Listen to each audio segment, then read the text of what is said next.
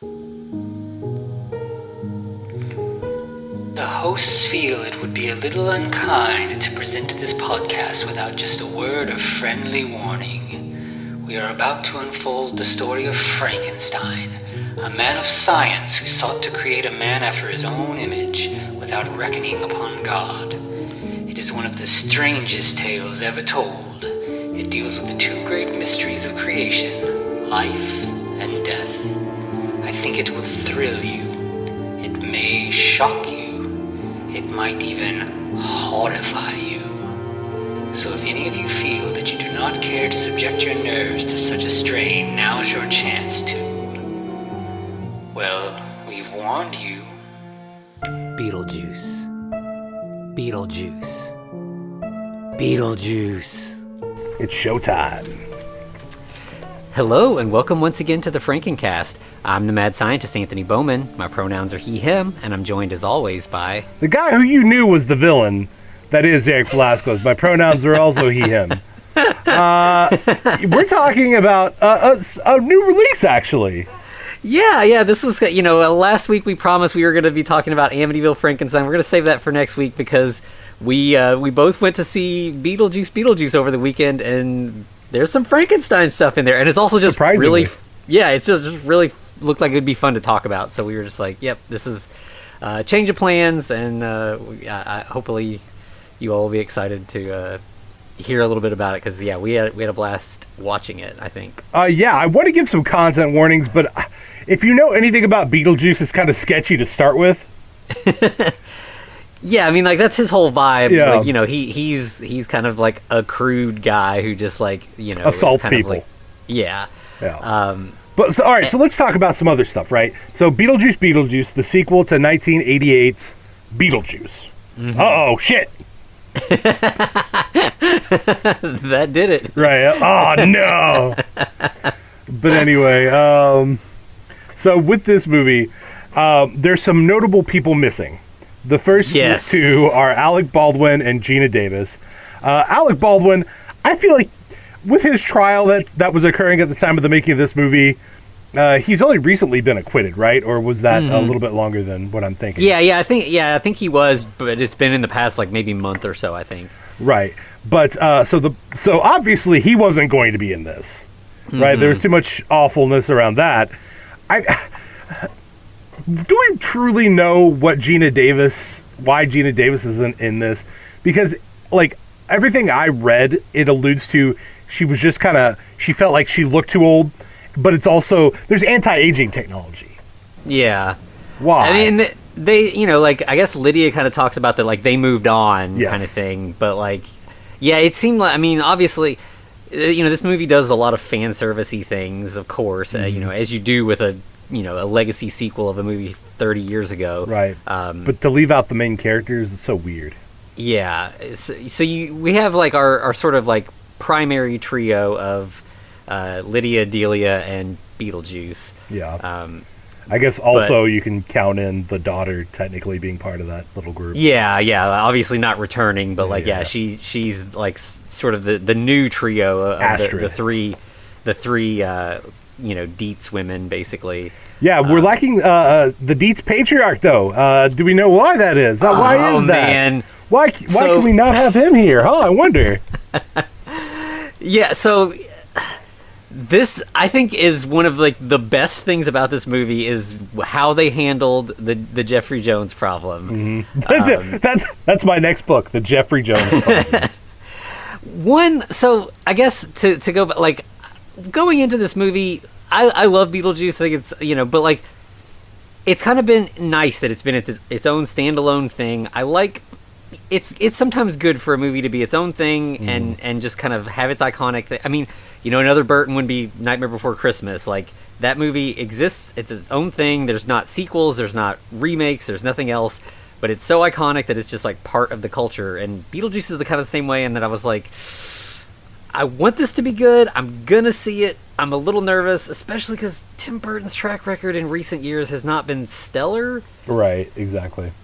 But this felt like vintage Tim Burton. It was, like, fun and, like, a little mean-spirited and, like, a good, like, especially I mentioned this because the way that he handled the Jeffrey Jones thing. It's a fuck you, but it's also fun.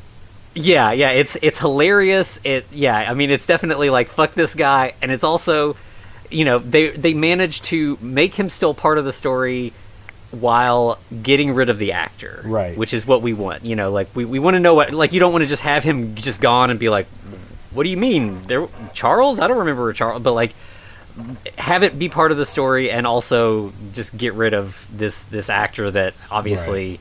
As you alluded to, has a very, very dicey past. Yeah. So it just takes a little child abuse for Tim Burton to get his edge back, I guess. Yeah. Let's hope that doesn't happen ever again, please. Thank you. It does seem like the last couple of movies he's done have not been great, but I did feel like Wednesday felt like a little bit of a return to form, which of course TV is different than movies. But maybe Jenna Ortega kind of like reminded him of like, the young goth Winona Ryder, and like kind of inspired him to get back into like what he does best. Okay, so another kind of behind the scenes thing. This is my understanding. Let me know if I get this wrong, Anthony. But basically, this was kind of Winona Ryder. The reason why she signed on to Stranger Things was so the Duffer Brothers would help her get this made. To some extent. Is that your understanding as well? I had not heard that, but that makes sense. Like, that's really cool. Because, clearly, like, I have been seeing a lot of like interviews with her and stuff lately, and like it's clear that this is a passion project for her. That Lydia is like a character that is very close to her, like that is very dear to her heart, and you could tell like watching it. It was like.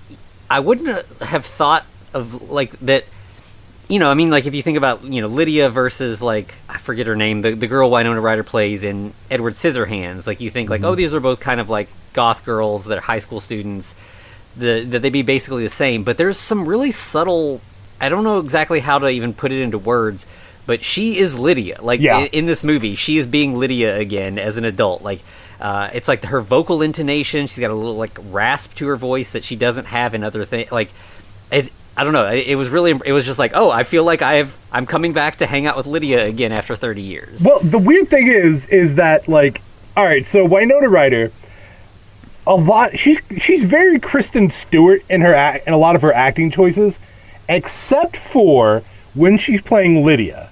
It's like Lydia is the one time she's passionate about being deadpan. Which, it doesn't make sense, but it works, right? Yeah. This was clearly made with passion.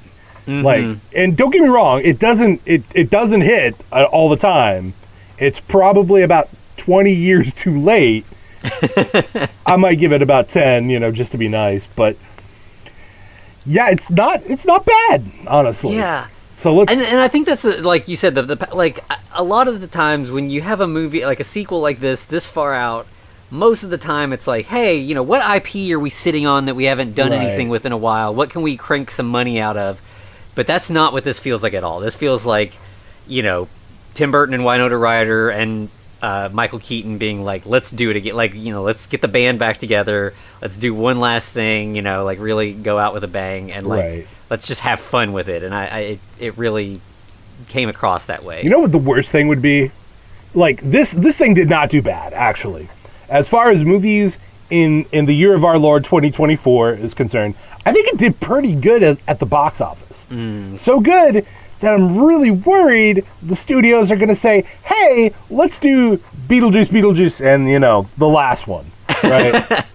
Yeah, I would really rather they didn't. Like, I feel like this really, wraps it up. It kind of bookends the whole thing, and it's like, yes, this did everything that it needed to do, but if they start dragging it out, like, no, we don't need that. Anything beyond this would be a Terminator situation, right? It would be the equivalent of Terminator 3 and beyond. We're done at 2. Thank you. Okay. All right, so let's get this party started. Let's go for it. Yeah, so obviously if you haven't seen this, we're going to start getting into spoiler territory here. So like right away, as soon as the credits started rolling, we have like the camera going over like the miniatures of the suburbs like we saw in the original and I was just like, oh yeah, we're back. Like it just felt like going home again, you know? Right. Well, we even get in the diorama, we actually get the Maitland and their accident. Mm-hmm. Right. We get the car. We get them crawling out of the what was it? The stream or river. Yeah. Of the eponymous Winter River. Yeah. And the camera eventually at the very end of the credits pans up to the Dietz house. And we see a silhouette in the attic window, and then we go inside, and we're on a set. It looks like an attic, but there's a studio audience there. Yeah, and it's Lydia. She's talking to him about her ghost hunting show. Yeah, which I thought was it felt right. Obviously the Dietz family is wealthy. You have, Delia who just dabbles in weird art. This family has never needed to work, No. So it makes sense that if Lydia had this weird experience with a ghost, of course this would be her life trajectory. Kind of Nepo baby, a little bit of the goth Paris Hilton effect, I guess. Yeah, absolutely. Hell yeah. So yeah, she's talking to the audience. She's got some guests. They're this is her. This episode we went to these people's house, and wait till you see what we saw, and you get a little clip of her in the house, in this family's house or whatever. Right. Now normally you would expect this to be clearly just fake, right? It's oh, this is all BS, every bit of it. It seems that maybe Lydia kind of has set something up, but it's obviously all paranormal. Yeah, I mean, obviously with the the previous movie, we know she does have some sort of connection to the afterlife, the underworld, and in fact, as she's kind of trying to have this record this episode live, she gets a flash of a familiar face in the audience, Beetlejuice. Oh no! And obviously she doesn't want to see him again, so she kind of panics, runs off stage, and she's chased off by her manager / boyfriend Rory, which the guy's a tool. I don't know. Can I say that this guy shouldn't have been in the movie? He really doesn't do anything. He's definitely the shitty manager exploiting the he fits so many stereotypes. But I would say it didn't feel. It didn't seem like something Lydia would have fallen for. Right. There is kind of an explanation, but it's a very shitty explanation. Yeah. Yeah. Yeah. But she's talking to a person in the bathroom with her, who's discussing her issues with her partner. Yeah. As well. And then she turns and what is she has? I can't can't remember something. She's talking about the knife thrower fucked up again. Yeah. Which is a nice teaser for as we go. Basically, if you see a character who seems like they're not showing you their whole face for some reason, there's probably a reason. Holy shit, 4 shadows, where did those come from? By the way, I pissed my wife off so bad because of that, but we'll get to that part when we get to that part. It was an ADHD power moment, and I just ruined the movie for her to a degree. You usually catch those details that I don't, but I know exactly what you're talking about, and I was right away okay, I know something's up here. Oh, man. Yeah, they don't do well at hiding this one. This one's a pretty rough one. But yeah, so basically, he doesn't want her taking the pills until he does want her taking pills to help with her nerves. Yeah, and he's just a shitty gaslighting dude. He's when you're sad, it makes me sad, and so it's kind of you're hurting me, and that's not cool. And she's like, "Oh, I'm sorry, I didn't mean to hurt you." And it's come on, Lydia, you're better than this. But is it here where she gets the call from Delia? She gets some texts and has to. I don't think she actually talks to her. She just gets texts and it says something about something's wrong with your dad. Call me right away. And I think the next thing we just see is Lydia has gone to meet Delia. Right. But real quick, can I say at this moment we're done? We should be done with Rory. She should have been I'm out. And honestly, the movie would have been just fine without him. Yeah, he's no longer needed at this point. Yeah, I as we get to the ending, there's we're kind of building towards 3 parallel storylines, and that's really the only purpose for him. Right, but honestly, you still could have got there. He doesn't need to be this character anymore. And honestly, the dude's. I don't want to say something that's super cringy, but I'm gonna say the dude's cringe. Yeah, every bit of him. The actor's fine. He does a good job. It's just the character's not needed. Yeah. Okay. But yeah, so we get Lydia arriving at like an art gallery. That Delia is all upset, and she's taking part in some sort of like graffiti project where she stands in the middle of a like graffiti art. Lydia's like, "What's going on? What are with all these frantic texts?" And she's like, "Your father's left me." She's like, "You're getting a divorce?" She's like, "No, what a horrible thought. No, Right. he's dead." Right, exactly.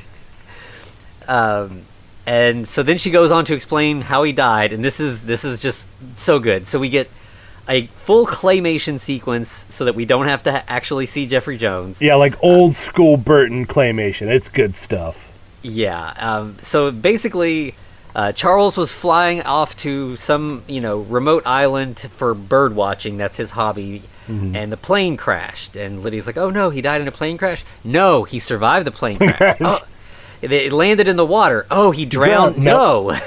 He survived. He survived. To get eaten by a shark. Yeah, so we get to just see Jeffrey Jones get eaten by a shark, and it's like we said, it's just kind of like, fuck this guy, we're gonna feed him to a shark. Right. And we get this amazing, like, it's a great outfit. Some dude, it's the shark shoulders, or sorry, let me take a step back. It's Mr. Deet's body, but with the shark bite taken out of the neck and like upper part of the torso.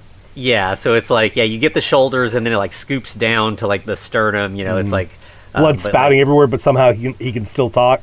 Yeah, the like kind of muffled voice, like it sounds like he's got like a bunch of marshmallows in his mouth or something. But who's this other artist that's with Delia? Like, she pissed him off because it effectively ruined his part. Yeah, he's the graffiti artist who was spray painting on her, and so he storms out. He's French, so he's just like ranting in French. He storms out of the art gallery and falls down a manhole and goes straight into the underworld. It looks like he's about to get hit by a couple vehicles, right? And he dodges those only to fall into the manhole. Yeah, and the manhole, it's great because he doesn't end up in a sewer. He's just in the waiting room that we've seen from the first Beetlejuice movie. Right, but he's walking past this janitor, and it's clearly Danny DeVito. Yeah, the second you see him from the back, he's like covered in makeup, but like right away, it's Danny DeVito, and then as soon as he talks, you're like, it's Danny DeVito. And he says, I don't know, you can cut this because it feels gross to say it, but he says, "Fucking foreigners." Yeah, because we have a French guy. Presumably, the underworld is similar to the upper world, so he's a French. He's in the American part of the underworld. The American. We don't know. Yeah. In France, it's called sparkling death, right? Right. Or no? Sorry. Yeah. Anyway, but apparently this guy died from drinking Drano because that's his favorite beverage in the underworld. Yeah. Yeah. He's like the underworld janitor. He goes into his like janitor closet. He's drinking Drano. And then something happens where he gets like electrocuted. He spills some water or something on the floor, and he runs his polishing machine over it, and that's what sends the electrical sparks going everywhere, and it hits these boxes. Yeah, a bunch of crates. They all like burst open, and there's a variety of body parts that kind of like. Again, like Sally from Nightmare Before Christmas style, kind of crawl towards each other. They assemble themselves back together. In the form of undead Monica Bellucci, which, praise be her name.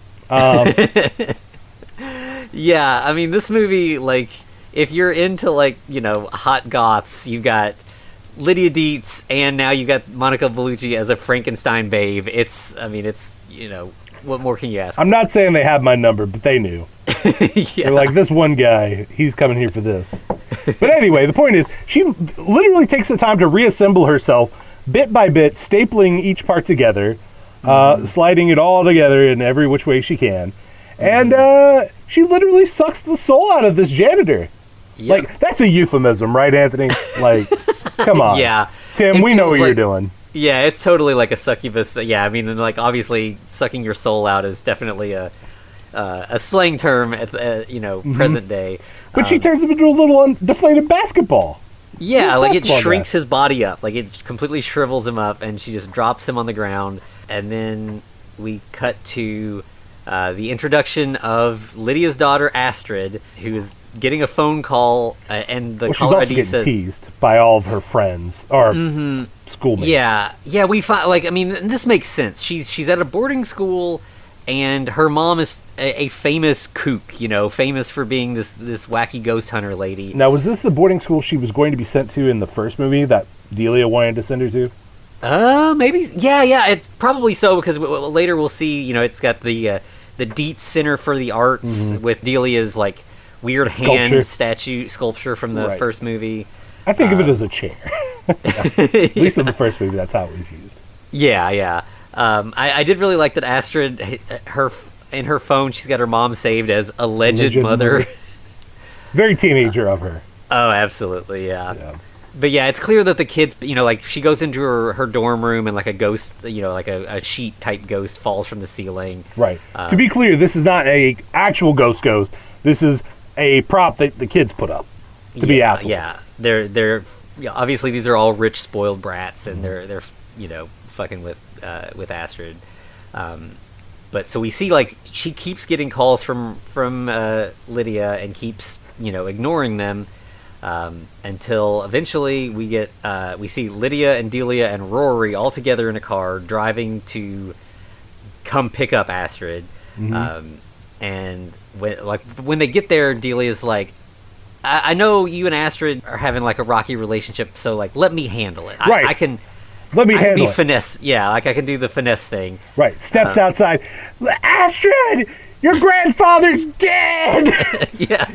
Why don't you talk to your mother? Yeah. Catherine O'Hara's the best. And she says, like, your mother just lost her father, and you've lost your grandfather, and I've lost my horny handyman. Let's not embarrass her any further, shall we? Yeah, just screaming that in the middle of the quad to all of the students. Oh, yeah. And, of course, they come out to listen. Yeah. So then the next thing we see is just, like, the three Dietz women are sitting together on a bench near the spiky hand chair sculpture, and they're kind of talking about what's going on. We've got to go back to the old family home and clean it out, now that Charles has died. And Delia's like, when we get there, we're going to form a grief collective. It's going to be this whole elaborate art project. Right. Making it about her as Delia does, right? Yeah. And Astrid is like, no, I hate this idea. I'm just going to stay here at school. I'd rather be at school. And they're like, no, we already talked to your professors. It's fine. Right. You're coming with us. Well, I guess that helps, if your grandmother basically helps pay for the school with art, right? Yeah. And so then we still have one important character we haven't met yet. So we go down to the underworld where Beetlejuice now is, like, working out of an office. And he's got, like, the shrunken head guys from the previous movie. He's got like a whole team. Well, there was only one, but yeah, now there's a whole team with one being named Bob. Yeah, and they all have, like, little name tags on their chest. I think they're all, it's like Jim and Fred and Earl, just like the most generic, one-syllable dude names. But Bob is the main one. Right. We never really get a good idea of what exactly Beetlejuice's job in terms of, like, I mean, I think it's just his I guess, bioexorcist thing. Well, like, no, because previously he, what was her name? Juno was the, like, basically, she was the intake officer or the guidance counselor for the dead. I think that's what he's supposed to be. Gotcha, okay. But he's not very good at that. He just kind of runs his team as his, like, little minions, effectively. Yeah. And so he gets a summons that he needs to go down to the police station. Well, because he's secretly been trying to contact Lydia multiple times. Yeah. And that's what all those little flashes. There's another flash we didn't talk about. It's just like a momentary thing. But he's like, I think I almost got her there. Yeah. So he goes to the police station and we meet one of our new characters, Wolf Jackson. I don't know. Do I like this character or not? Because I like Willem Dafoe. Yeah, he's not a likable character, but I think he's a fun addition. Right. Well, him and his what is his secretary, the one who got shot in the chest, apparently. Yeah, I don't remember what he says her name is. Yeah. So his whole deal is that he was an actor in life, and specifically he played like a detective. Like a Jack Reacher type cop character in a bunch of stuff, like I think it seemed like he was like a series of movies, but it more reminded me of like the CSI guys. You know, exactly. It's the kind of thing where you pull off sunglasses and say a one-liner. You know, right? But his thing's about keeping it real. You got to keep everything real. Well, he died and he turned his face and revealing skull and like muscle tissue. I kept it a little too real. Yeah. What did he burn his face on? I think it was like a grenade. Like, right. Like a grenade exploded near him or something. That's right. That's right. The grenade was a little too real. But since he was an actor he played a cop as an actor, now in the afterlife he's just a cop. Yeah, and he tells Beetlejuice there are a lot of people whose souls are being sucked out, and maybe he might know something about it. Yeah, and he holds up a picture of Franken Monica Bellucci, and is like, "Do you know this lady?" And Beetlejuice, very comically, like is like, "Oh no." No, I've never seen that lady. I don't know what you're talking about. And it's like, it's very obvious that he has. Wolf is like, well, she murdered a guy and then like used his guts and smeared it all over the wall and wrote your name, Beetlejuice, I'm coming for you, or something like that. Yeah. Clearly she knows him then, right? Yeah. And obviously Beetlejuice is not excited about that. Right. But when he gets away, he talks to Bob. And we get Beetlejuice's backstory. Yes, which is wild. Like it is wild. I wasn't expecting it. Like, and it's a good backstory though. And it's done really well. Like the actual story and also the way they do it is very cool. So yeah, it's shot like it's a Universal horror movie. Yeah, it's like black and white. It's grainy, and it's in like Polish or something. Like it's in a foreign like. That's Italian, buddy. Oh, okay. Because he's from Italy. Yeah, okay. Beetlejuice is from Italy, apparently. Yeah, and it's like, so during the plague, when he, was alive, he met this woman. Well, he was a grave robber, too, so that explains a lot of stuff. He's basically a scam artist for 600 from the years. get-go, yeah. But it turns out, he met a scam artist as well, and they got married, and then she immediately poisoned him to try to, to steal all his money. That's after they have several days of carnal pleasure. Of course. Yeah, gotta of course. have that. But she makes a bad move. She poisons him, and then she shows him the poison before he dies from it. Yeah. And he picks up an axe and kills her. Chops her into pieces. Yeah, so they have... Yeah, this is why she's all, had to be Frankenstein together. But she was going to sacrifice him... They don't say to the devil, but I think that's pretty well and firmly established that was the goal. Yeah. Obviously this is why they had, she's coming for him. She's coming to get revenge and everything, and why he's like on the run from her. Yeah. And we also around here we get Charles's funeral, which I do think this movie does a good job of like, we got to have some fan service, but we also have to have something new. But when they do the fan service, it's very winky and like so Charles's funeral is presided over by a children's choir singing Deo. Right, Deo, his favorite song. Yeah, and they do it very dramatically and slow and like harmonizing. And it's so silly but so great. Like everybody in the theater was laughing at this point, and I loved it. Yeah. It was perfect. But we also kind of get an additional fuck you for Jeffrey Jones, because it's a picture, kind of a headshot of Jeffrey Jones in the gravestone. Yeah, which is shaped like a shark fin. Yeah. You gotta love it. Just that extra middle finger, right? Yeah. But we then again get, the family trying to come together. Rory decides at this point, this is the most appropriate time to say maybe, we should get married. Or at least that's what he has percolating. Yeah, like he does a whole, like, in front of everybody at the funeral, does this, like, elaborate proposal. And Lydia's like, I don't know. Can we talk about this? I don't think I'm ready to make this commitment on the day of my dad's funeral. He starts crying. Yeah, he's so manipulative and shitty. And he's like, well, I guess this makes sense. My father died when I was a child, and now your father died, and now our relationship is going to die as well. His father died a couple days ago, or a little bit ago. That was the whole joke, remember? Because as a child, his dad died. Yeah, but he's so close to his inner child that it feels like it was just yesterday. Yeah, and everyone's like, okay, buddy, shut up. Yeah. Move on. But he, again, like, he just has a talent for gaslighting Lydia in just the right way, where she's like, okay, fine, let's get married. And he's like, oh, great. Which, like, if somebody will take, okay, fine, I guess, right, as an enthusiastic yes, like, they clearly aren't actually in this for like. No, there's ulterior motives for sure. Also, absolutely. though, if they propose at, let's say, a funeral, that's probably not a good sign unless that's something you're both into. Right. Yeah. You know, you usually know beforehand, right? Yeah. Well, Astrid's not about this shit. She's like, this is bullshit. I'm going to get on my bike and ride the hell out of here because I'm not putting up with Roy's crap anymore. So she's riding her bike through the town of Winter River.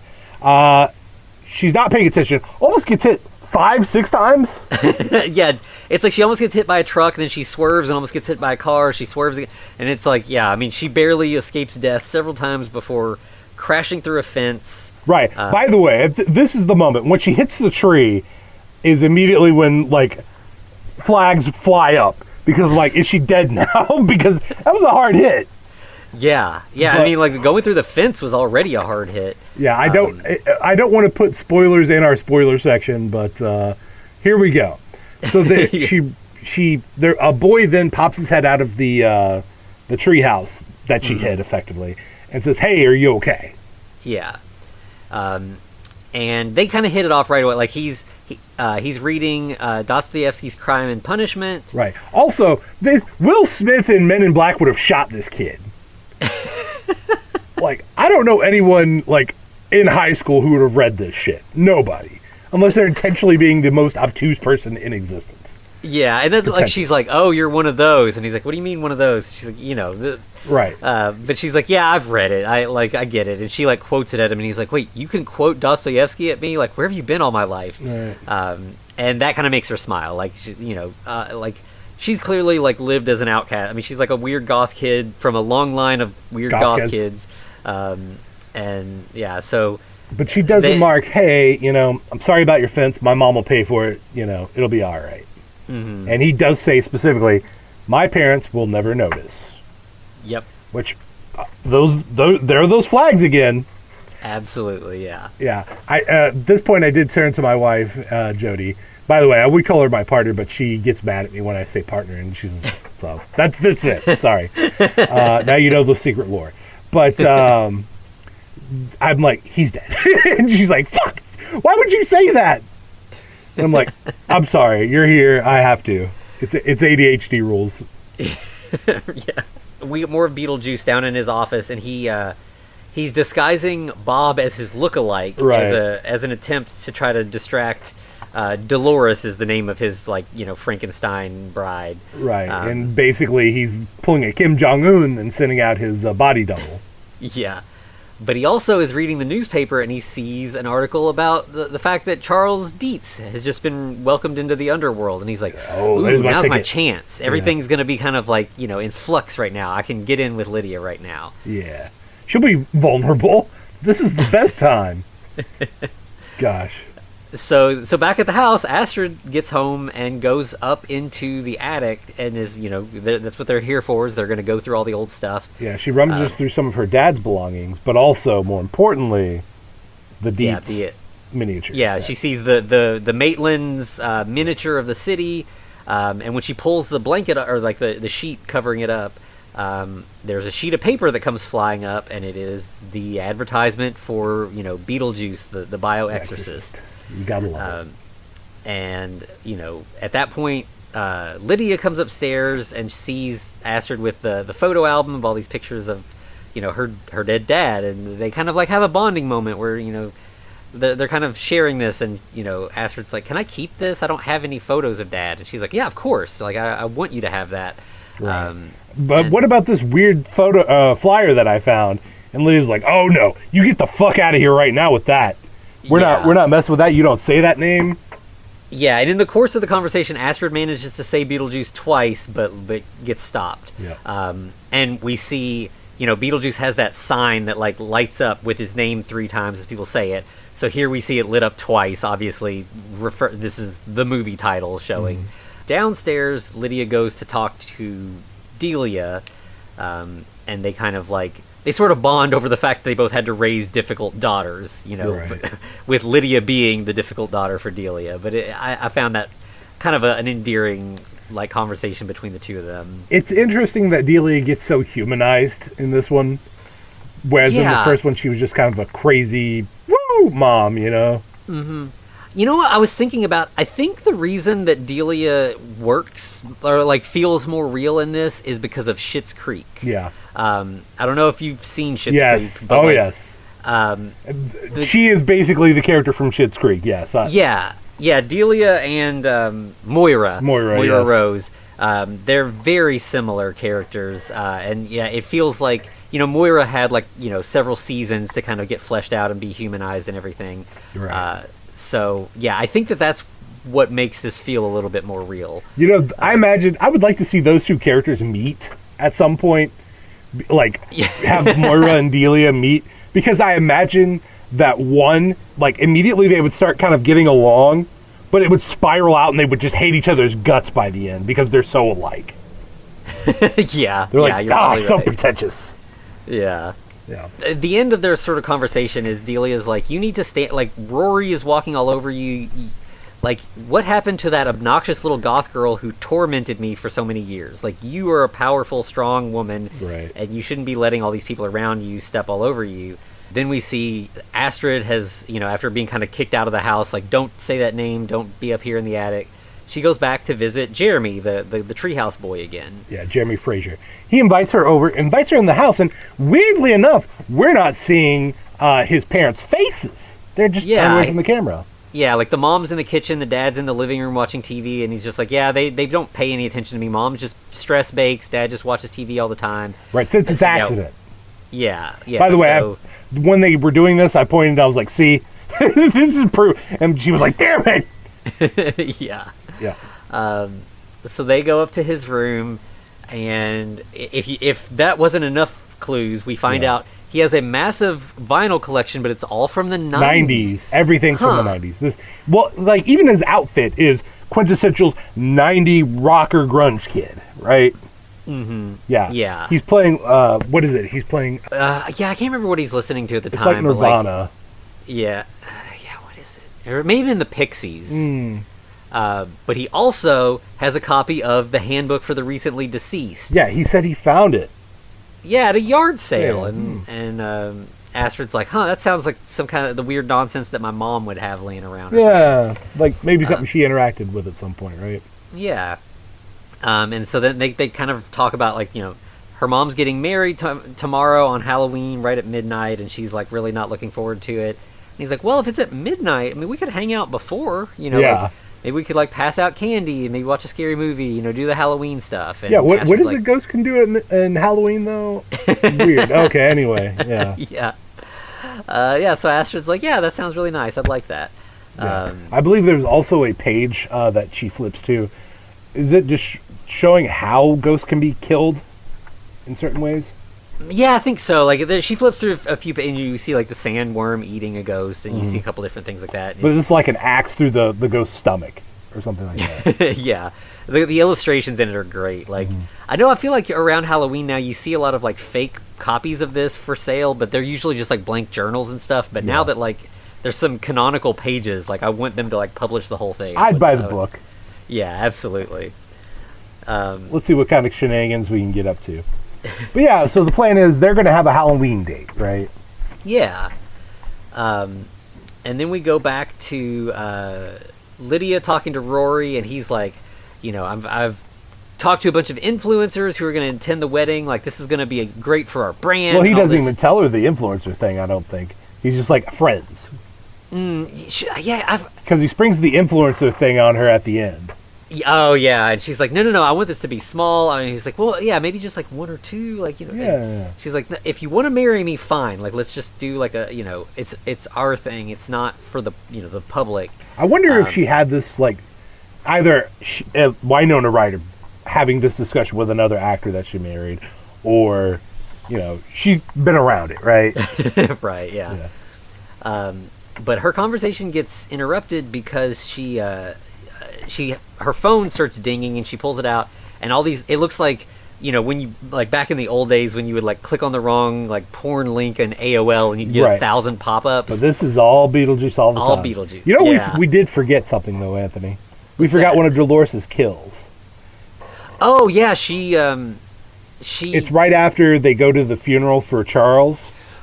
Right, yeah, because we see Charles go to a dry cleaner, and he's, like, looking for... he's looking for Delia, and they're like, no, you need to just go to the check-in desk. Just you take a number, take a seat. It's really easy. Go that way. Right. And as soon as he leaves, then Dolores pops in and kills the dry cleaner and steals a wedding dress from the dry cleaner. And she specifically dyes it black because, that's her jam. Yeah. Yeah. She was goth before it was cool. Or she might have been right after it was a thing. Oh, yeah. So as soon as, Lydia sees all these pop-ups, she goes running out of the room.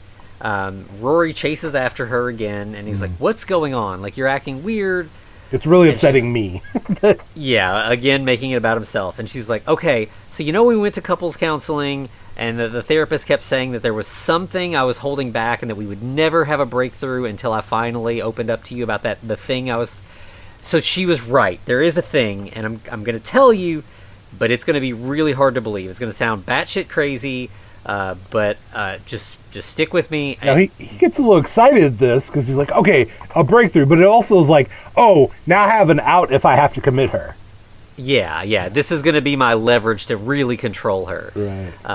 And he's like, all right, let's hear it. And she's like, well, so when I was a teenager, a trickster demon terrorized me and my whole family. Uh-huh. Keep going, yeah, uh-huh. Yeah. So, yeah, she kind of gives him the whole rundown and everything.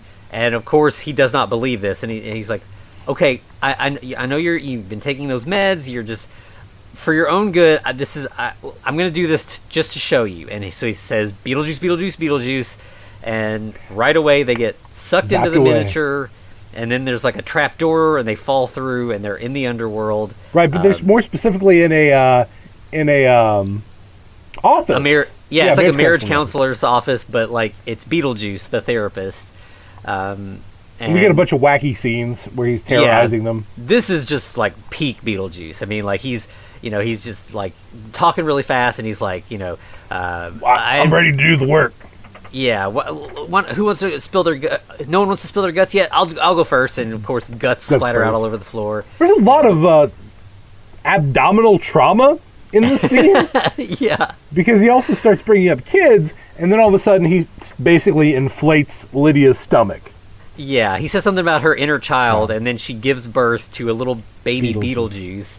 Which is awful. It's the grossest but funniest thing in the whole movie. Yeah, like they don't try to make it look real in any way. It's this weird mannequin thing, but it's great. It's like a silly puppet. It's a practical effect just about, right? Like is the eyes maybe.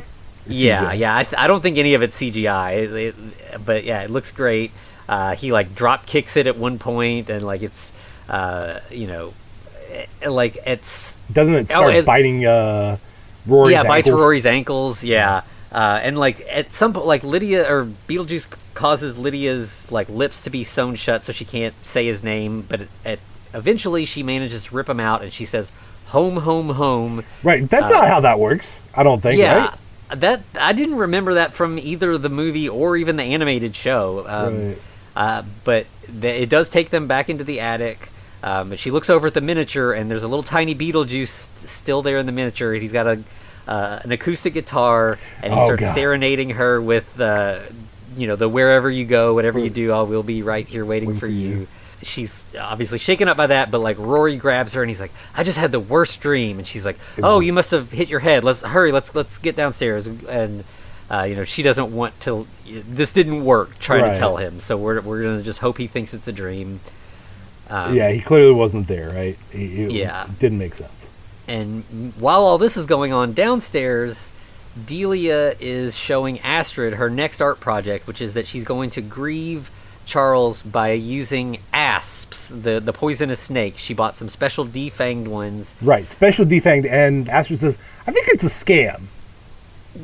Yeah. She's there are like, those I don't four even shadows again. Fuck. Yeah. So at that point, Lydia comes rushing down, and she's like, Delia, we got to get out of here. I will pay for movers. We just need to leave. And Delia's like, what's going on? And she's like, she just mouths, Beetlejuice is back. And oh no. We gotta get out of town. And Astrid's like, well, I have a date planned for tomorrow. And I thought this was, with a boy? Yeah, and Lydia knows this is a big thing. This is her first date.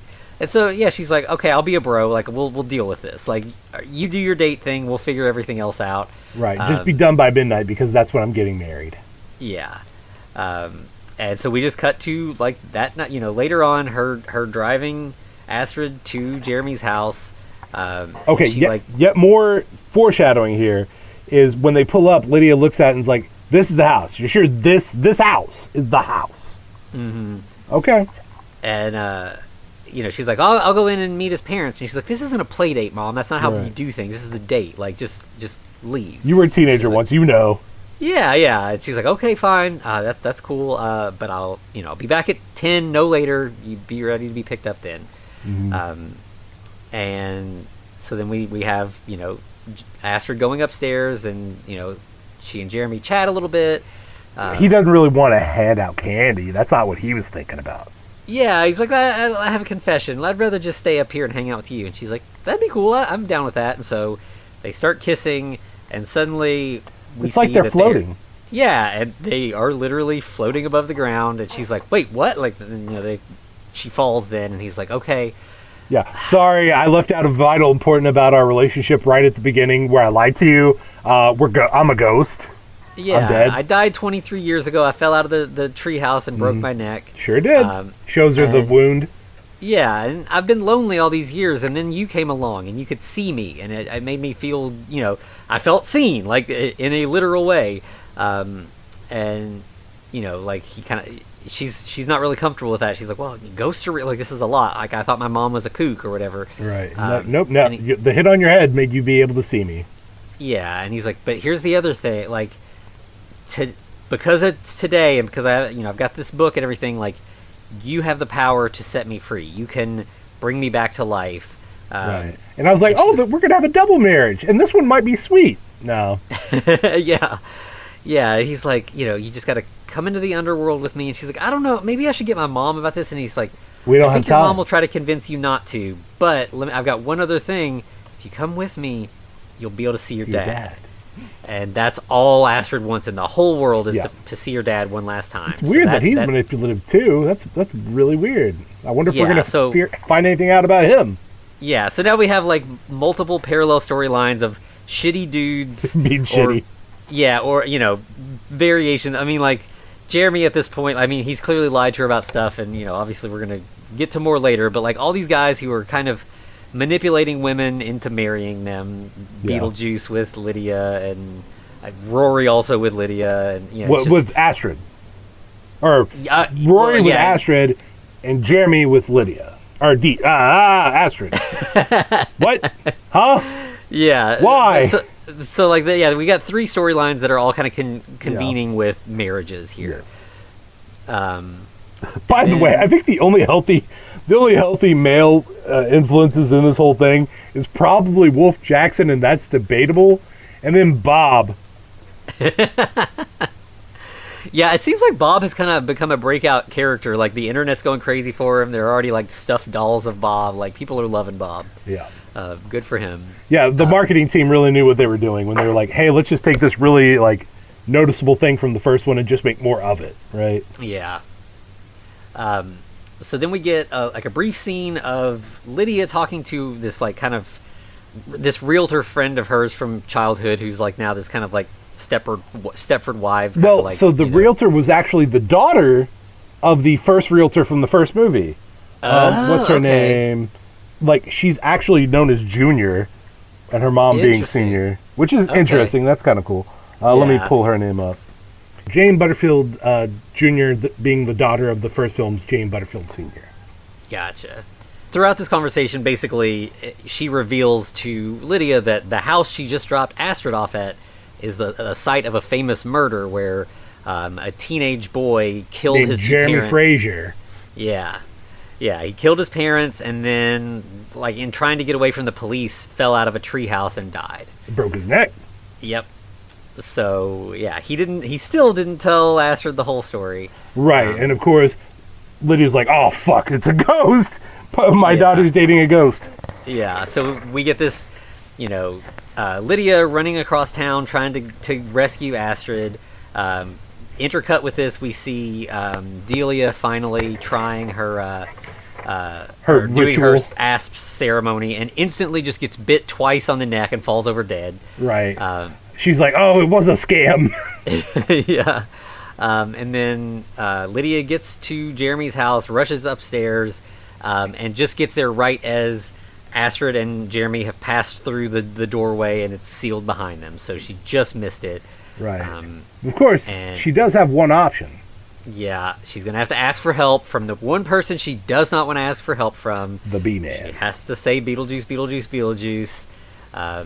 And, immediately she's like, kind of gives him the rundown, and he's like, oh, yeah, he's trying to trick Astrid into switching places. He wants to be alive and send her away on the Soul Train. The Soul Train? The coolest fucking train in the whole, any film. Yeah, it's really, really good. Yeah. And so, of course, he's like, I can help, but you gotta marry me. I'm going to need something from you. And she's like, you want me to marry you? I know. And he's like, yep. So she's like, okay, fine. 2 marriages in one night? What's she doing? Yeah. So he, breaks into the underworld through, blows up a hole that he draws a chalk outline of a bomb and literally, strikes his finger on the fuse and, blows a hole in the underworld. So they land in his office. But that's when Wolf learns that there's been someone's invaded the underworld, basically. Yeah, so now the police are after Beetlejuice and Lydia. Yeah, these cops are straight out Chips, by the way. Yeah. Meanwhile, Beetlejuice puts Bob in charge of the office, and all of the other Shrunken Head guys immediately just run through the hole into the real world, and Bob's like, uh-oh, but, obviously can't talk because stitched mouth. Yeah. And then we get Delia, who, was killed by the snakes. I think there's been an accident. Yeah, this is a coat. I bought them. They were defanged. So it's been a mistake. I'm not supposed to be here. Right. And it's the class. They're just like, yeah, no, you're dead. You're dead. Take a number. Take a seat. We'll get to you eventually. And she's like, no, well, my husband's down here. He might be able to help. Yeah. And she just tries all the rich lady things where she's like, is there? I guess maybe you just don't have the power to. Is there somebody who has enough power who can help me? Right. That could talk to you. Yeah, no, that's not going to work with us. Charles isn't going to cover it this time, right? Yeah. And then we get Astrid and Jeremy have gotten to this sort of passport photo booth kind of thing, and the person behind the counter takes her picture. She feels faint. Yeah, she's like, I feel weird all of a sudden, and Jeremy just smirks very evilly, and he's like, yeah, that makes sense because you just consented to switching places with me. He says that's weird because I feel great. Because and all they have to do is get your passport stamped, and I go back to the real world, and you go to wherever you go. Yeah, yep. Hop on the Soul Train, one-way ticket to whatever the great beyond, I think is what they call it. Right, and then she gets attacked by some Cossacks who start leading her to the Soul Train. Yeah, and then we have Beetlejuice and Lydia down there as well, and he's like, all right, well, we got to catch her. She's going to be going to the Soul Train, but I got to go to the little boy's room first, so I'll catch up. And it's like, this is the whole deal, is he's supposed to be helping her, but he also, just abandons her. Dead? So why would he... Yeah, would he need one? I don't know. Right, yeah. But as they're already passed, Lydia sees her Astrid's dad. Mm-hmm. And he's one of the passport guys. Yeah, he's got fish all attached to him, because we didn't mention, but he had a boat accident. In South America. Yeah. So she ends up rushing. She gets to the Soul Train, which, as the name would imply, is it's a disco thing. There's just a bunch of people dancing. Everybody's got bell bottoms and afros, and they're just all having a good time. Now, is the guy who conducts the Soul Train, is he supposed to be Don Cornelius? Because he definitely was giving Don Cornelius vibes. I would believe it. Okay. Yeah. All right. Fair enough. But Lydia is able to grab Astrid and pull her off the train at the last second. They go running They find a door, they fall through it, and they land in the sandworm dimension. Right, well, which is on Saturn, apparently. So there's a direct door to a moon of Saturn, which is weird because what happens when we land on Saturn? Right, yeah. Yeah, theoretically we couldn't breathe there, but yeah, that's... Yeah, well, I mean, spacesuits, astronauts and all that stuff. Eventually it's going to happen, right? They haven't planned ahead is what I'm saying. They need to put one more level of separation, I guess. Right. Anyway, so they see the sandworms. It's not as cool as it was. It doesn't seem like as good. It's more wormy than it was. Yeah, it's still claymation, but yeah, it doesn't... It's lacking a little bit of, like, the personality of the original. Yeah. But they end up... Like, at the last second, a door appears in front of them, a hand reaches through and yanks them through, and it's Astrid's dad. Hey! Covered in fish, right? Yeah, like, we had learned previously he died, in, like, a boating accident. So, yeah, he's got all these, like, fish stuck to his face, like they're, like, nibbling away on him. Mm-hmm. We get this lovely family moment where basically they're sitting down, and he's like, yeah, I just decided to not show up whenever you called for me because I didn't want to get in the way, which sounds like a bullshit thing, right? Yeah, like, it's strange, because he says something like, I know you can't see me, but I still do check on you some, but, like, there's never any explanation why, Lydia sees ghosts. We know this. So yeah. Literally, her show is all about that. Yeah, so I don't know, like, if he was like, there's, like, an underworld rule, you can't connect with your relatives, which doesn't make any sense, but it did feel like there was something missing there, like, why they can't connect. Well, it maybe, the only thing I could actually see that would make sense was he literally was like, yeah, we kind of ended on bad terms, so me showing up probably didn't help anything, but they never actually said that. Or the writers meant for him to be alive the entire time as a twist, and they forgot about it. It was like, hey, But they do all kind of bond. I think they're, like, sitting in, like, a break room, looking room or something, and he's like... having coffee. By the way, does undead coffee make you have to stay there? Is it the Persephone thing? Do you have to stay there now? I guess not. Yeah, that obviously that's not how it goes, but that would be an interesting angle. Yeah. But he does kind of, like, he's like, I know that you all are kind of, having a rocky relationship, but, like, don't lose each other because of me. Like, you're all you have now. You should, cherish that. Right. So he kind of gives them a little bit of a pep talk or whatever. Yeah, I love you both, right? Yeah. Well, that's interrupted shortly thereafter because Astrid still has to stay here. Yeah, they've got to figure that out because Jeremy has, like, he has to get the punch card on his right. If passport. He gets his card punched before Astrid gets hers revoked, she has to go to the Soul Train and the Great Beyond, right? Yeah. And so from there we get another scene with Delia refusing to accept that she's dead. And, she tried the whole thing with Charles, that didn't work, or saying that she could call Charles. Yeah, he can't help her down here. So, like Lydia before her, she finally accepts that the only person that she can call for help is Beetlejuice. But she only says it twice, and he's like, "I'm already here. You don't have to go. You have to go that far." Yeah, we get the idea. Like, yeah. And so he's like, "Yeah, I'll help you, but you got to help me find Lydia." Right, you got to help me find my wife. We got to get married. Yeah. Then we get another brief scene. Like, we had Bob. The police found him and arrested him. So he's, like, now in, like, an interrogation room. He's, like, their only lead to find. He's in the fake Beetlejuice outfit still. And Wolf is basically like, hey, you've got to give up your boss, or, she might come for you. She's probably coming for you. Yeah, and, of course, he can't talk because of the stitches. And so they leave him. And sure enough, Dolores pops in and starts trying to, like, yeah. And then we catch up with the family. They're running. They see Jeremy at, like, a little passport counter, and they're, like, trying to get there as fast as they can. This is the stamp that could end everything. Right, but it gets punched. Yeah. We see the stamp go down, and Jeremy's like, too late, haha. And then he looks up, and the person who stamped him is Beetlejuice. Right, and what does he say? Something like, sorry, bud, you got to go to hell, or you're going to hell. Well, he said, because, like, that earlier they had, like, they were quoting Dostoevsky at each other, and he's like, I think it was Dostoevsky that said, later, fucker. Right, that's right. they use the F-bomb here, that's right. Later, fucker. Yeah, because I think there's, like, later in the movie, I mean, this movie's PG-13, so the Hollywood joke is that you get one fuck. That's all you get in a PG-13 movie, and I can't remember what it is, but later there's a point where someone says fuck and it's bleeped out, which is such a great joke. It's literally Beetlejuice. Yeah. Whenever I think Dolores busts in, he goes beep. Yeah. Which I thought that was great. But yeah, that was the best use of the bleep ever. Yeah. But all right. But yeah, so Jeremy goes to hell. Yep, we see a chute open up and like fire is kind of like coming out of it, and yep, he's gone. Yep, definitely deserved. Yeah. This little fucker. So the dad leads Lydia and Astrid to an escape hatch that he knows about that goes back to the the upper world.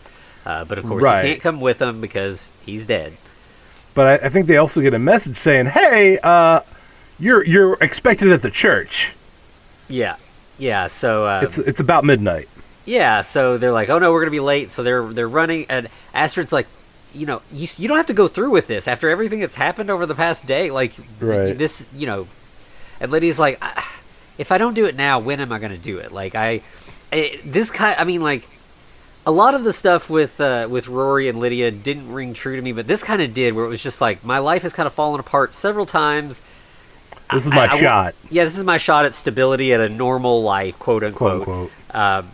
And she's just kind of resigned. Like, and people do, this is not. It's not great. It's not a happy ending, but it's not uncommon in real life. So if you feel like you have to, you definitely shouldn't. Absolutely, yeah. But so they get to the church, and when they get there, Beetlejuice and Delia are also there. And so it's like, oh no, what are we gonna do? Lydia Turns like we're usurping this wedding, right? Yeah. But Rory has invited all these influencers. Yeah. This is where we get the reveal that he did that bullshit. Yeah, and Beetlejuice is like, I've got an idea, and he just jams this giant syringe into Rory's neck. Full of truth serum. Yep. And he, immediately starts spouting everything we suspected about him, he confirms here. I don't actually believe you see ghosts. I don't really care about that. I'm only marrying you for the money. And I literally I didn't even have a dead fiance. I just went to the retreat to find vulnerable women. Ah, that asshole. Yeah, just the worst. He truly is. Truly is. Yeah. And he hit the gold mine when he found Lydia. Yep.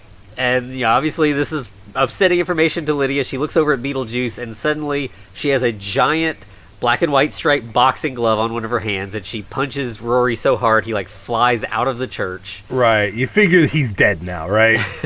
But I guess not. Because something will happen later. Oh, right, yeah. Once again, though, we didn't need Rory here.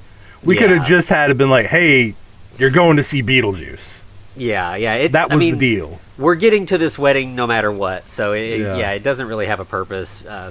Other than just to show how kind of, laid low Lydia has been by, life. But, I don't know. I feel like that could have been done in a different and better way. I feel like her relationship with Rory is definitely the most out-of-character behavior for her in the movie. Yeah, 100%. And, I mean, like I said, this guy, after the opening salvo with him, and honestly, he takes away from Dolores. Why didn't we have more Dolores? She's technically the big bad. Yeah, she's a much more interesting character, and she kind of just exists on the periphery. We don't really get a lot from her. Yeah, I mean, we do get this weird... What is the dance number for the cake that lasts right before we get into the scene where they punch Rory? That's what's... So before, Beetlejuice looks at all the influencers and he's like, all right, the ceremony's about to start. We need a little privacy. Mm-hmm. And all the influencers get sucked into their phones. And it's this great, their faces stretch out and they get pulled in. Yeah. And then you just have all these phones rattling to the ground as their people holding them disappear. Literally stuck in their phones. Yeah, absolutely. Yeah. And then, as you said, we get into sort of the Deo scene for this movie, which is MacArthur Park. Yeah, we've got everybody singing, and this is a more melancholy song, which kind of fits with the tone of this movie more than the kind of gleeful weirdness of Deo. Yeah. But it's still really good. And everybody does a really good job of committing to the bit. Everybody's having fun. Everybody's enjoying this, and you could tell on Jenna Ortega's face, you could tell on Catherine O'Hara, like, they're having the time of their lives doing this bit. Yeah, doing the whole, like, where they're dancing, but they don't want to dance, and they've, like, got confused looks on their faces and stuff. And the, I don't know the guy's name. He's one of those That Guy actors, the guy who's the priest in this. Oh, yeah, he was from Pacific Rim. Oh, yeah, okay. Yeah. He's really, so everybody else is doing dance stuff and everything, but like, his line, you know, they're singing along to bits of the song and everything, but he's like white knuckling to the pulpit at the front of the church, and so he's not doing dances, and his face, he looks like in such a panic, he's looking like he's trying to keep his mouth from even moving, and so like it's real twitchy and weird, but yeah, everybody's just selling it, and it's super fun. By the way, the guy's name is Burn Gorman. Okay, that's an amazing name in and of itself. But yeah, we also get like a ghost band or a ghost orchestra and a few ghost choir people. Yeah, and like they roll out a big cake that's all like Beetlejuice striped, and of course, you know, the song has the line, you know, someone left the cake out in the rain, and so every time they sing that line, like this weird ghostly rain cloud starts dropping, like, I think it's like green slime. It's not just rain. As it's like flooding over the cake. It's really beautiful, and you know, just this is like the Beetlejuice moment for the movie for sure. No doubt. Yeah. Why isn't Beetlejuice combusting? He has stepped foot into a church and yet is still not how just bursting in fire. Like, yeah, and it is strange. Like, some people in the movie have called him a ghost. I mean, he calls himself the ghost with the most a lot. But he's been called the demon, and crosses have worked against him. They've at least caught him on fire before. Yeah, it doesn't seem like a place that would be, and I mean, not only is he not bursting into flames, he's clearly in, like, the height of his powers. He's controlling all these people, he's, you know, puppeting all this stuff, and it's, like it looks so good. Right. But then we have Wolf and the other underworld cops. They burst into the church, and then Dolores bursts in as well, so, like, all of our plot lines are all coming together in this church. Yep. I believe we get a freeze. Is it Beetlejuice who says freeze, or is it Dolores who freezes the cops? I think it's Beetlejuice. Okay.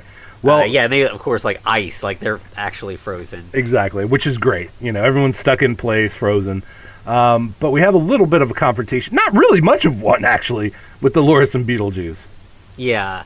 They kind of have a little bit of a standoff, and then we see that, like, now that the dance number has ended and, like, the people have control of their bodies again, Astrid is frantically flipping through Jeremy's copy of the handbook for the recently deceased.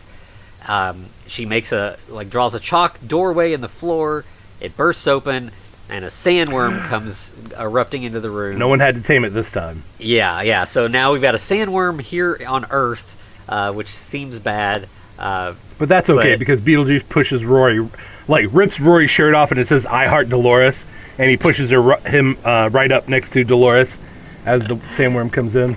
Yep, and so the sandworm, you know, swoops down, chomps Dolores and Rory in one bite. Effectively killing Rory.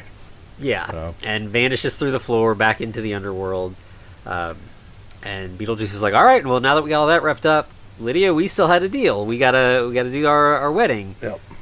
And Astrid's like, nope. She holds up that handbook, and she's like, I've been looking through this, and the contract, as far as I can tell, the contract is void because you brought Lydia into the underworld illegally. Right. So everything after that is null and void. Oh, no. And as soon as that reveals that Lydia is not under Beetlejuice's power anymore, she says the name 3 times, and Beetlejuice explodes. Like, right. Just pops. There's, like, little bits of, like, black and white stripe, you know, like little bits of balloon kind of like slowly settling back to the ground. Exactly. And then, of course, Wolf's like, all right, well, we're done. Oh, Delia, we have to take you back because, you know, you're dead now. And everyone's like, no, you're dead. Yeah, they're like, wait, what? You know, all this chaos going on. Like, Lydia and Astrid didn't even know she was dead. And they're like, what happened? And she's like, well, I got scammed. Right. Astrid's like, finally accepted it. The snakes were actually poisonous, weren't they? She was like, yes. They were not so I defanged. died of embarrassment. Exactly. They weren't defanged at all. They got me. Yeah. But hey, at least she gets to join her horny handyman. Yeah, so we get Delia reconnecting with Charles, you know, his chopped in half version still. Right. She feels like, oh, my poor baby. Yeah, she gives him a big hug, and like a little bit of like blood squirts out and splatters on her face, and they walk into the Soul Train. Yep. So they go on to the great beyond. Yep. Aw. And then we get Lydia back on the set of her TV show, announcing that she's retiring. Yeah. She's spent so much time with the dead, but now it's time to start living and spend time with her family. Right. Yeah. I feel like this is our midlife crisis, right? It's like, we get to return to our childhoods, kind of. Great. Awesome. Yeah. Good stuff. And so we get this sort of montage, and I don't think we really mentioned it, but like Astrid had talked about that, like, her and her dad had these plans. They were going to travel the world and go to all the spookiest places around the world. And yeah, they specifically mentioned Dracula's castle. But so now we've got Lydia and Astrid doing this trip together. So they're at Dracula's castle. She sees like a tour guide, dressed with a silly, Dracula cape and everything. Right, but they give each other the eyes. You know what eyes I'm talking about. Yeah, and then we get a quick montage. And we got the two of them getting married. We have Astrid getting ready to have a baby.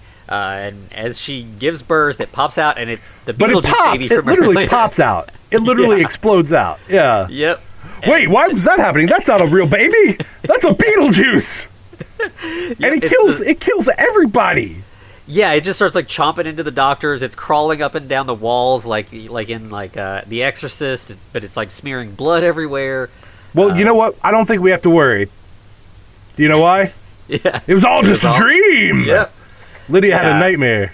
Yeah, she sits up and she's like, oh, God. And then suddenly, next to her in bed, Beetlejuice sits up and he's like, I just had the weirdest dream. And then she wakes up again. Right. This is the only time the double dream is acceptable. Yeah, it was so silly here that it definitely worked.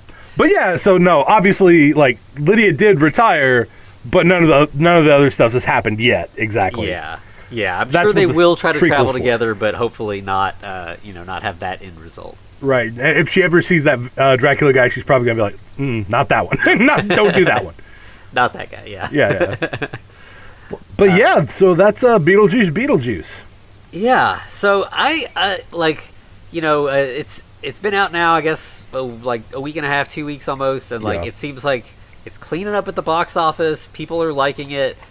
Which is great because I was so nervous about this. I really did not expect much, and I mean maybe that's just going into it with very low expectations and it exceeding them made me like feel a lot better about it. Mm-hmm. I mean I don't think it's a perfect movie. I mean the first Beetlejuice is just 10 out of 10. It's way better, But this really could have missed the mark in a lot of ways, and I think that it managed to thread the needle of like doing a lot of fan servicey stuff. Having a new, unique plot, incorporating new characters, getting rid of old characters we didn't want to really see anymore. Right.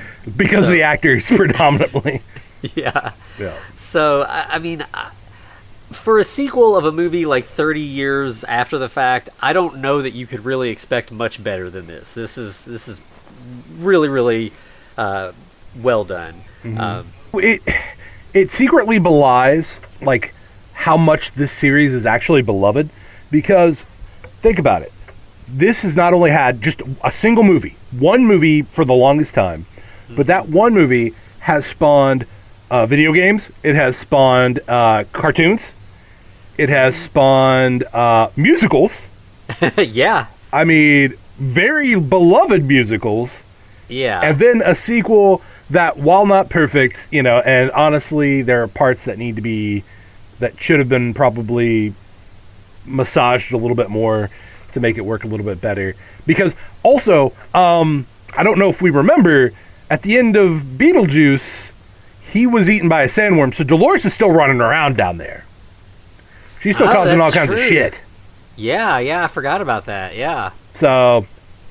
Yeah. So, yeah, there's definitely, it's not perfect, but it's a pretty impressive attempt at something that could have gone really bad. Right, yeah. But I mean, it's enjoyable. It's definitely worth a watch. Like, absolutely. There are way worse movies out right now. Absolutely, yeah. At this point, my biggest fear about it is that the studios will be like, all right, Burton, time for Beetlejuice 3. Yeah. And I really don't think we need that. I really don't, but I see it coming, dude. Like, as we mentioned a little bit ago, like, it made too much money. Yeah, I think it's been number one at the box office like 2 weeks in a row, which the studio's just gonna eat that up. But And even if it's beating out is Prometheus, or not Prometheus, sorry, wow. Is Romulus, have we congealed on that's a pretty good one? Because like we're waffling. I still haven't gotten to see that one, but I'm hearing nothing but good things about it, or for the most part. But it's beating out Romulus, so another pretty good movie. Yeah. So we'll see. I mean, of course, we know the studios love franchises. They love IP that people already like. They love cashing in on nostalgia, so... Yeah. So if it happens, I hope it's, close to as good as this one, but really I would rather it just not happen. Yeah. I mean, the only way it's going to be any good is, once again, if Winona Ryder. Yeah, if Winona Ryder... But anyway, if she backs it up, and obviously we're not going to have Catherine O'Hara there, but it's going to have to be on the backs of Winona Ryder, Michael Keaton, and Jenna Ortega. Yeah. So they're going to have to find something to do with that. We've already kind of gone through... The only thing we would be able to go back through is, like, Jenna Ortega's initial, like, blossoming marriage and love, right? Yeah. Which doesn't seem like a Burton thing to do. Yeah. He's already done Corpse Bride. Yeah, because I know, like, a lot of the stuff coming out about this, like, all the cast came back because this is a labor of love for them. They're passionate about these characters and they wanted to bring them back. Mm-hmm. I hope that they're, like, I'm sure the studio will, be backing up a dump truck of money into, Burton's backyard or whatever. I hope he's like, thanks, but no thanks. But yeah, money talks. Hope, pray, or do whatever you need to do to make sure that cast whatever spell you need to cast to make sure that either A, doesn't happen, or B, he already has a plan for that. Yeah. Yeah, one or the other would be fine with me, but yeah, I will be very skeptical if a third one's announced. Yeah. But we'll see. Yep. Absolutely. Remain hopeful. But in the meantime, these the original and this one, great double feature.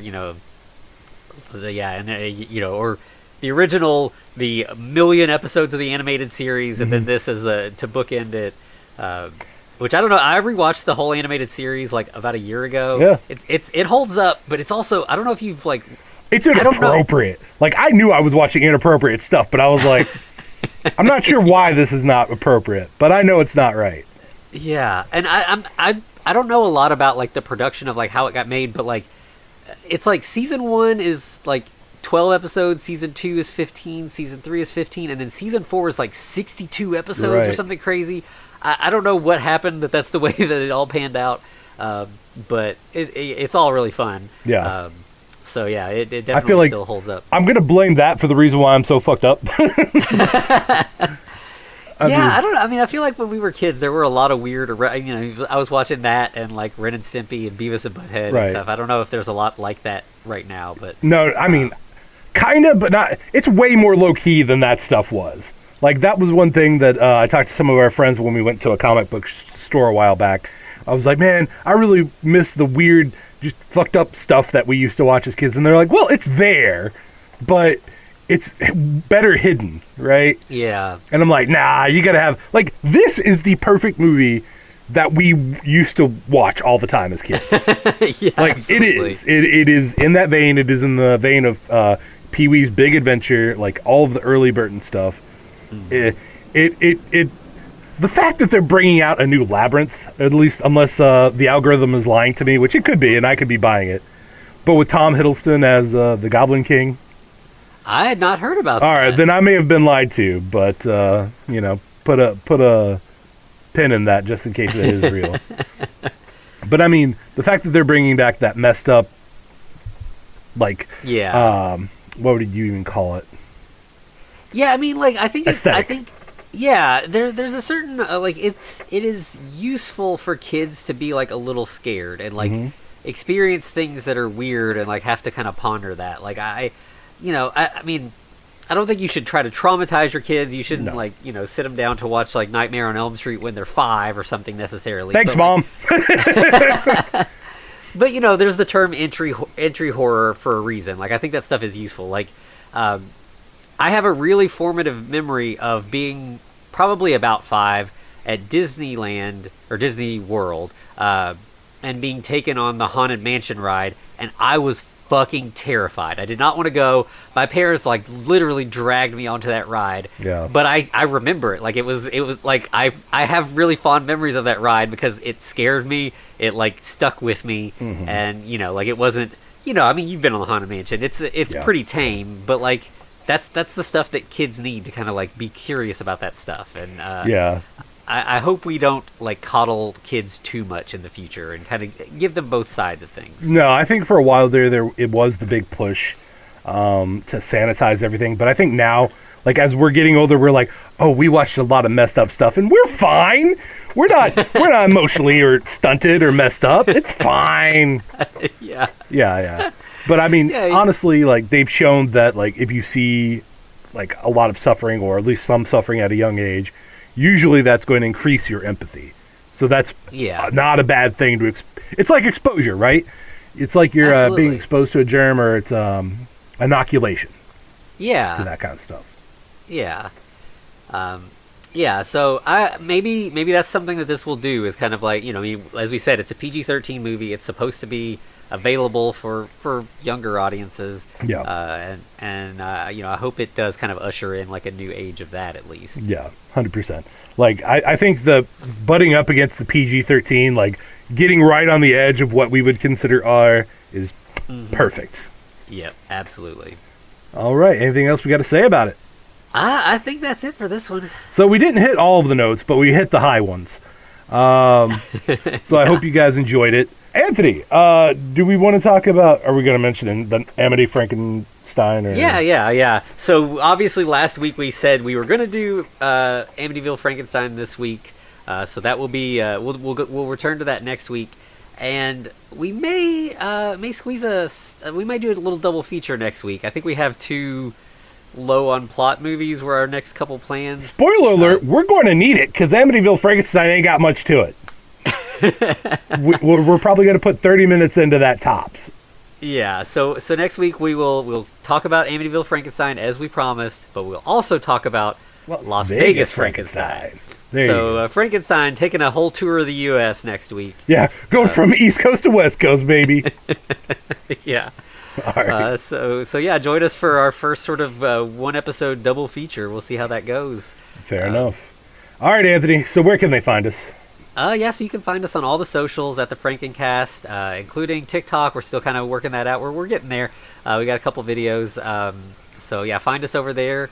You can also find us on YouTube. You can email us at thefrankencast@gmail.com. You can also find us at patreon.com/thefrankencast. Where they just added a new feature that I'm playing with. So if you don't want to do the whole monthly subscription thing and you're just kind of curious about what we got over there, they're doing a thing now called collections. So I've got a couple put together where if you want to hear our Monsters episodes, you can just pay a little bit of money, get all the Monsters episodes, download them. It's it's a one-time price. That's it. Yeah. And so I'm doing that with some of like our book episodes and stuff like that. So if that sounds interesting to you, you can go over there and find those and check them out. And if that appeals to you and you want us to do more kind of a la carte stuff, let me know. I can play around with that more. They announced it like yesterday, so I just kind of was playing around with it. Let us know what you want. We'll do it. Yeah, we'll dance. We like having the Patreon over there to kind of do different stuff, but we want those episodes to be available to anybody who wants to listen to them. Absolutely. All right. Well, thank you, and to be continued.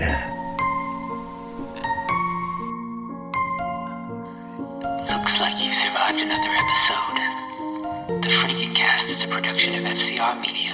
It's hosted by Anthony Bowman and Eric Velasquez.